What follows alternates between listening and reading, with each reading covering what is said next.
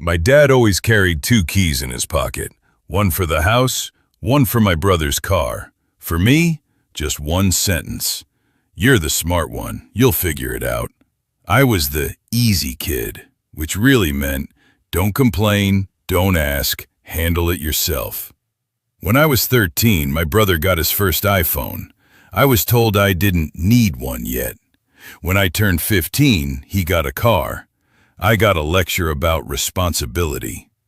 At 17, I started working nights at a grocery store, stocking shelves, breaking down boxes, going home smelling like cardboard and floor cleaner. My mom thought it was for pocket money. My dad said it was building character. They had no idea I was building an exit. I didn't talk much at home, but being quiet doesn't mean being empty. Every night, I shut my bedroom door, opened my laptop, and worked on college applications. I didn't write what I thought admissions officers wanted to hear. I wrote the truth, what it feels like to be the backup plan, what it feels like when your wins get a polite nod and nothing more. I applied to 3 schools and one reach, Stanford. I told no one. 3 months later, the email came. Subject line, congratulations. My hands shook. Full ride, tuition, housing, books, everything covered. I stared at the screen in complete silence.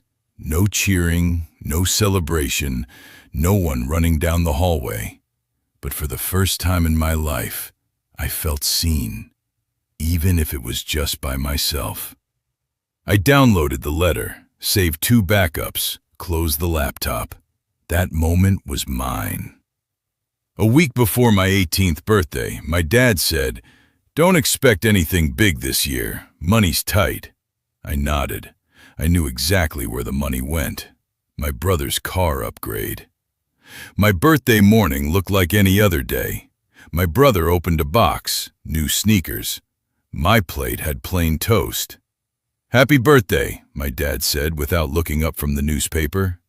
I finished eating, drank some water, and said calmly, "I have something to show you." They looked up like I'd interrupted a show. I opened my laptop, turned it toward them. The Stanford acceptance letter filled the screen. "Full scholarship," I said. "I'm moving next week." Silence.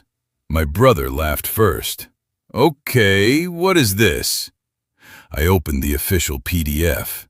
My dad's face drained of color. My mom covered her mouth. "You got in?" he whispered. "Why didn't you tell us?" I met his eyes. "When did you ever ask?" The room felt heavier than it ever had. "We would have celebrated," my mom said softly. I gave a small smile. "You don't celebrate the small stuff. Why would this be different?"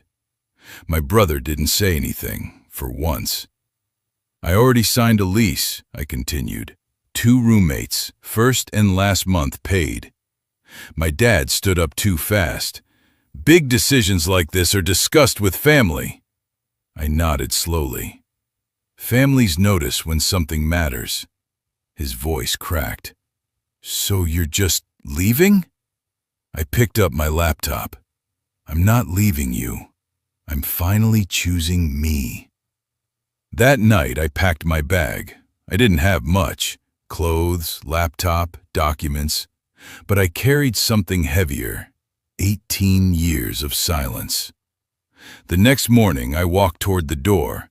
My dad was standing there. "I'm proud of you," he said. It sounded different this time. Real. I looked at him. "Thank you." And I stepped outside. 3 months later, I was sitting in Stanford's library when my phone rang. "Dad." I answered. "How's it going?" he asked. "Good," I said. A pause. Then he said quietly, "The house feels empty." I smiled to myself. I used to feel that way too. Silence again. But this time, it wasn't denial. It was understanding.